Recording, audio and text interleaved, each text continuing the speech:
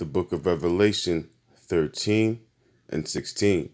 And he causeth all, both small and great, rich and poor, free and bond, to receive a mark in their right hand or in their foreheads, and that no man might buy or sell, save he that had the mark, or the name of the beast, or the number of his name.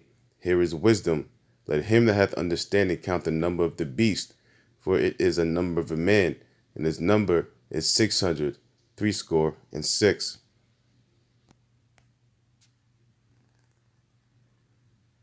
An intense debate is underway over the benefits and drawbacks of human microchips. They're already used to identify ranch animals and pets. But the practice of implanting chips in people is also on the rise. Those who embrace the idea say they see it as a way to take back control of their personal data. But others are worried about how that data could be used.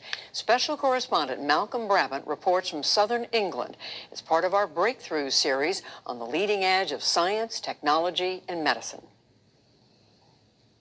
I don't want to live a normal life. I want to live an exceptional life, and I want to try things and do things that perhaps others in my situation have never done.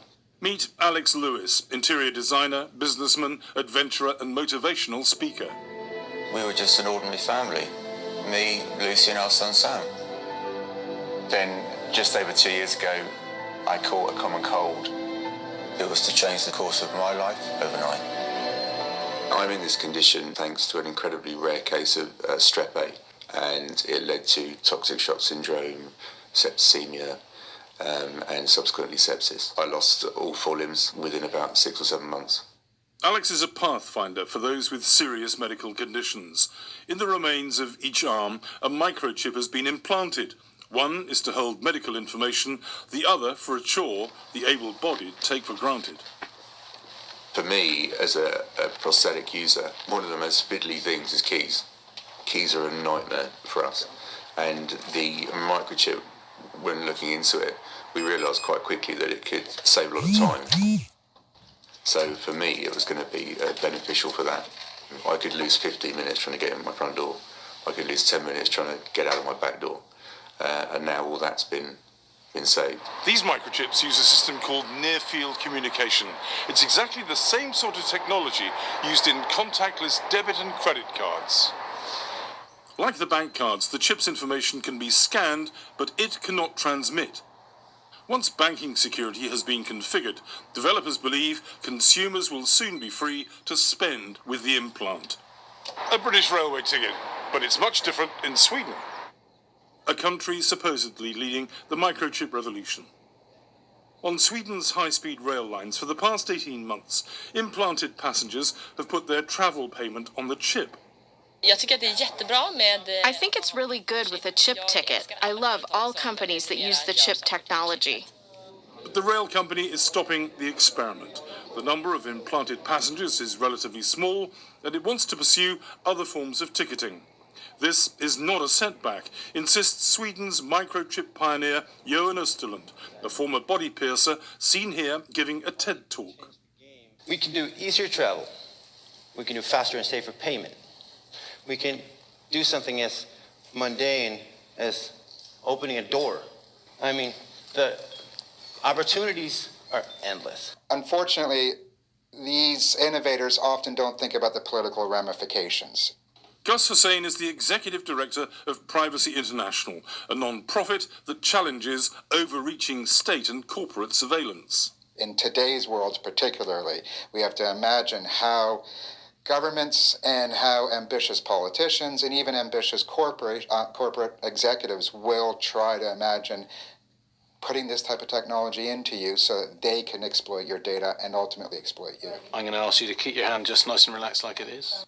IT student Kieran Anderson is being chipped by Dr. Jeff Watson, a consultant anaesthetist who's driving research into the medical benefits. The microchip's actually inside here, and there's a sort of introducer piece of plastic that will push it out once it's in. Okay, so this is the implant coming now.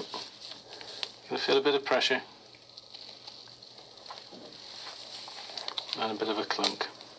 So you're now a cyborg. Welcome. Not too painful? No, that's fine. Kieran has a near-field communication microchip in his hand, and that can be used to store data, store information. His name, address, contact details, anything he chooses to put on there, blood type, allergies, basic medical information. The idea of everything being able to commute together excites me quite a lot. So, automatic payments and that sort of thing without you having to actually do anything. The idea of this chip is that it's not transmitting anything. It has to be actively read. You choose who can read it and when they can read it. I think that gives us a lot more personal control over our information than your mobile phone is giving away. But Privacy International's Gus Hussain is yet to be convinced. Already governments are keen to capture your fingerprints. They are keen to capture your iris scans, and they want to be able to do this at a distance so they can identify as you walk through areas. They're doing facial recognition. These are all fallible technologies. They're hard to do well, but the idea that they could actually just embed you, it is the modern form of tattooing barcodes on people, and we've seen governments do that in the past. This is just the next generation. Stephen Northern, the co-owner of the British implant company, believes those fears are exaggerated. So I've been compared to Hitler before for microchipping people. It's been commented, but I mean, I can't really see the connection personally. I can understand people have very strong views. There's big ethical arguments around microchipping people, but currently it's by choice. No one is enforcing you have to be microchipped. If that happens, completely different ball game and lots more arguments to be had around it. Eddie Curry favours using chips to replace keys at his weekly newspaper on England's southern coast. He fears the publication is at risk in the changing global media market and wants to attract new income by turning the company into a hub for digital innovators. I'm well aware that this technology could be used for all sorts of sinister things, but for us here, we're an ethical firm. We don't envisage doing anything more than that, and we wouldn't force anybody to have one because we can understand they may be reticent about it. But the majority of staff have rejected the offer to be chipped. The benefits, of just being able to open a door wouldn't really be sufficient for me to have something implanted in my body. Well, I haven't got any concerns because obviously this is quite a small company, and I don't think it will be abused here. I suppose somebody has got to be the trailblazer so that other people can see how it works. I don't want that to be me.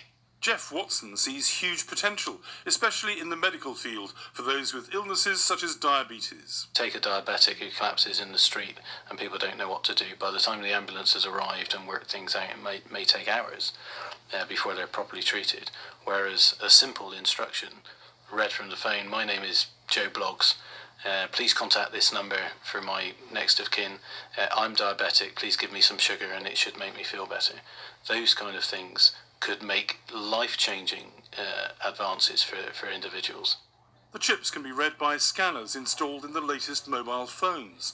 So how easy would it be for a hacker to steal the information from the implants used by Alex and others? Any technology is open to abuse, and anybody would be able to hack it. In order to hack these devices, it has to be held still for a period of time. At the moment, I think that takes about 3 to 4 hours to hack it. There we go then. Thanks very much. Thanks. Thank you. Alex's wife Lucy is not troubled by security concerns and is looking forward to the second generation of chips. Alex travels overseas an awful lot. Before he goes overseas, I have to do this whole packaging of medication, what medication he's on, and passports. I'm always worried about who has his passport. And so all of those things, it will eventually come into its own that he'll be able to use all of that information without me worrying about where it is or who it's with. At present, Alex Lewis relies on a driver, but he hopes the next breed of implants will put him behind the wheel. To be able to get into the car, to start it without any kind of key with the microchip to start the car would be fantastic. But it just opens up a bit more freedom for me.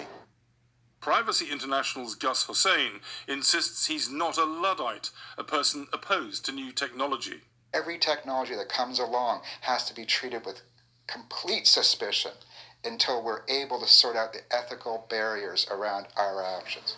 I live an incredible life, a life that I'm incredibly happy to be living. As this technology improves, the debate will intensify as to whether implants generate or diminish freedom, as well as the many shades of grey in between. For the PBS NewsHour, I'm Malcolm Brabant in southern England.